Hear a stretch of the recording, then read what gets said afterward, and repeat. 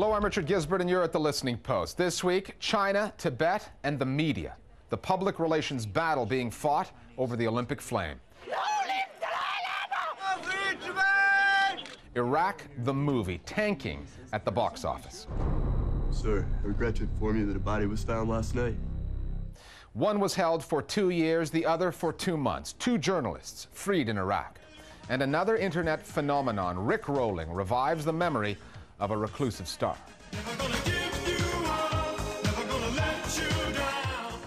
Welcome back. We're 4 months away from the start of the Beijing Games, and the International Olympic Committee and the Chinese government are looking at a global public relations fiasco as the Olympic torch sparks protests by human rights activists and campaigners for an independent Tibet.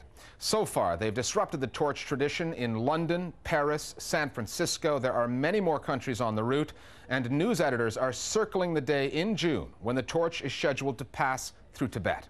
That's our starting point this week, the Olympic PR nightmare and the torch that's just too hot to handle. From the day it was first lit in Greece, protesters have been drawn to the Olympic torch like moths to a flame.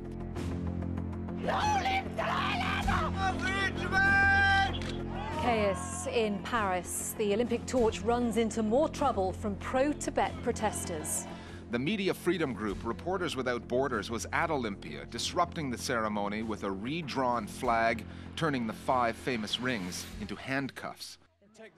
Then protesters tried to extinguish the torch in London. We have seen protesters trying to put out the flame with a fire extinguisher. Forced it into hiding in California. It immediately vanishes into a warehouse. And tried to wrest it from a Chinese wheelchair athlete in France.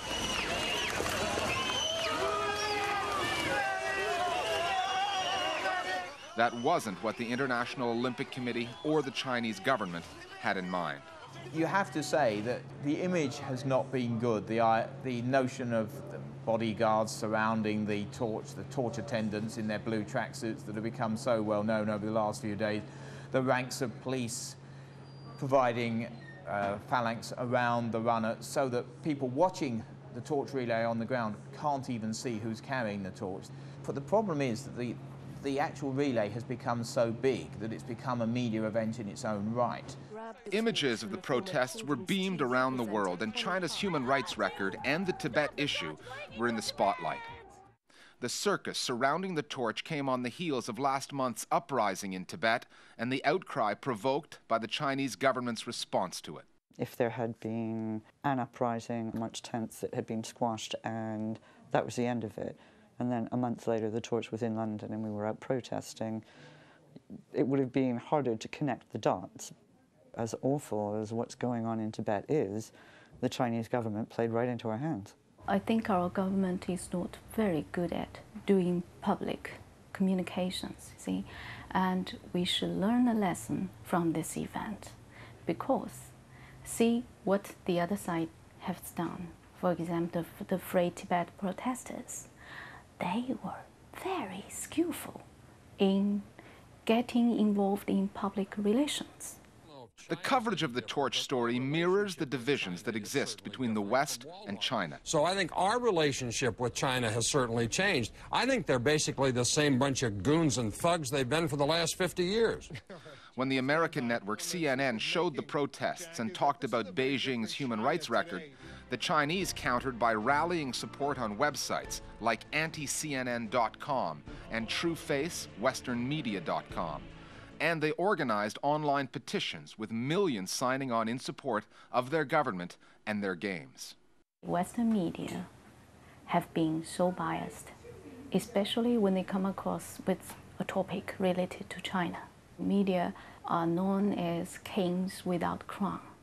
So they've got a huge power in telling people what they should know, what they should not know.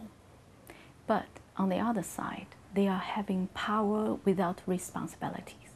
The Chinese government and authorities claim that the Western media is biased to the Chinese. I don't think so.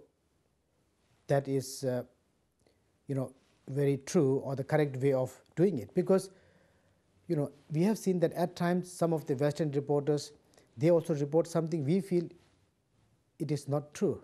but we don't make a big issue of it, because that's the way media works. As the torch made its way around the world, the print media spilled barrels of ink on the story, and Western newspapers were well beyond the reach of the spin machines, Beijing's, and the International Olympic Committees. In London, the left-leaning tabloid The Daily Mirror described it as flaming injustice and said the oppressive security needed to protect the Olympic torch in London should ram home to China's dictators what the world really thinks of them. In France, the right-wing Le Figaro offered words of comfort to the Chinese government.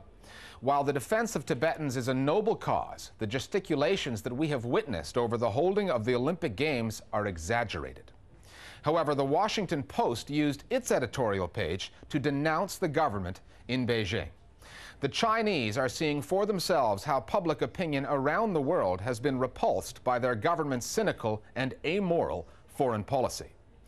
However, the Chinese media saw it differently. The Chinese Daily headline said San Franciscans denounced disruptions, and the state-run news agency Xinhua painted a generally positive picture of the relay, saying there were only a handful of protesters and that the Olympic torch relay in San Francisco was successful. Welcome to Beijing. The torch relay has become a propaganda battle, which is appropriate in a way, since the first relay in 1936 took place in Nazi Germany, where Hitler's propaganda machine produced this unlikely film masterpiece by Leni Riefenstahl. What you have to remember is the Games weren't awarded to the Nazi regime. They were awarded in 1931 before the Nazis came to power. So, if you like, Adolf Hitler's regime inherited the Games. By 1936, they'd become a very big deal, and the Games had become important in their own right. When you get something that's important, that has a global audience, even in that pre-television age, it's inevitable that hostile regimes will seek to use it to actually further their own ends. So it's fitting then that the torch has come full circle, and in 2008 it is the focus of a global geopolitical public relations battle. Obviously it was good for the Free Tibet movement, and I think good for human rights generally. And I think the protests made a really strong case that we can't just pretend that there's nothing political about these Olympics. There's always been a media war. China is far from being perfect. We have our own problems. I won't deny that, but that cannot be the only excuse for the Western media to attack China 24 hours a day. The Olympic torch is on its way to Beijing via Tibet, and then there are the Games themselves in August. As they say in the news business, this is one of those stories that's going to run and run. Our Global Village voice is now on the tail of the Olympic torch. As a Chinese, I think it's quite upsetting to see Western media pretty much unconditionally pro-Tibet and anti-China. It is a media propaganda war. They're using this opportunity to attack China overall. The Tibet movement has won the PR game. That is why the Chinese government became so desperate that they talked about hiring Western PR personnel to improve China's image on the Tibet issue. We're always open to direct on-air feedback from our viewers on the state of the world's news media. Just email us at listeningpost@aljazeera.net and we'll find a way to get you on the air as one of our Global Village voices. Our News Bite section this week starts with two journalists who have been freed in Iraq. One had been kidnapped, the other held by U.S. forces. Richard Butler, a British cameraman working for the U.S. network CBS News, was freed when Iraqi forces burst into a house in Basra. He had been abducted more than 2 months ago. Butler appeared on Al Iraqi TV, the government-controlled network, thanking the soldiers who set him free. Thank you, and I'm looking forward to seeing my family and my friends at CBS, and thank you again. Army Iraqi good? Iraqi army brilliant. There were conflicting reports on whether the Army was acting on specific intelligence or had simply stumbled onto Butler during routine weapons searches. And 2 years after he was imprisoned by the U.S. military, Associated Press photographer Bilal Hussein has finally been freed. Hussein was captured in Ramadi by American forces who said that bomb-making equipment had been found in his house there. Here's how a Pentagon spokesman described Hussein 19 months into his detention. The MNFI, I think, clearly believes that he poses a security threat. They've characterized him as a terrorist media operative who infiltrated the AP.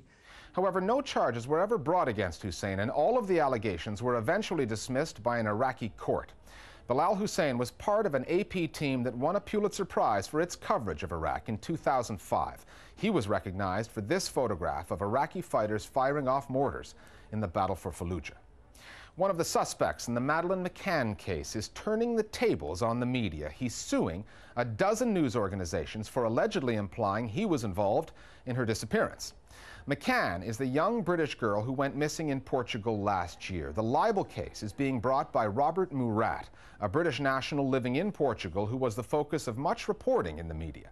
The lawsuit names 11 UK newspapers and Sky News, a British 24-hour news channel. Murat's lawyer says if he wins, the payout could approach $4 million. One media commentator said he now expects the news organizations involved to do some more digging into Murat in order to justify the allegations they've already published. Israeli police have shut down the Jerusalem transmitter of a radio station that says it wants to bring Israelis and Palestinians together through its broadcasts. Music has no boundaries. 93.6 Ram FM.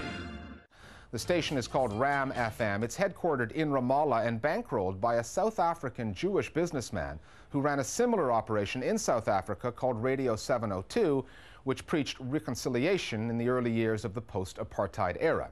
The Israelis say they moved in on the station because it was operating without a license, and that Ram FM's signal was interfering with the airwaves as well as with air traffic control transmissions. We're back after the break with a story on Iraq and the big screen, audiences staying away in droves.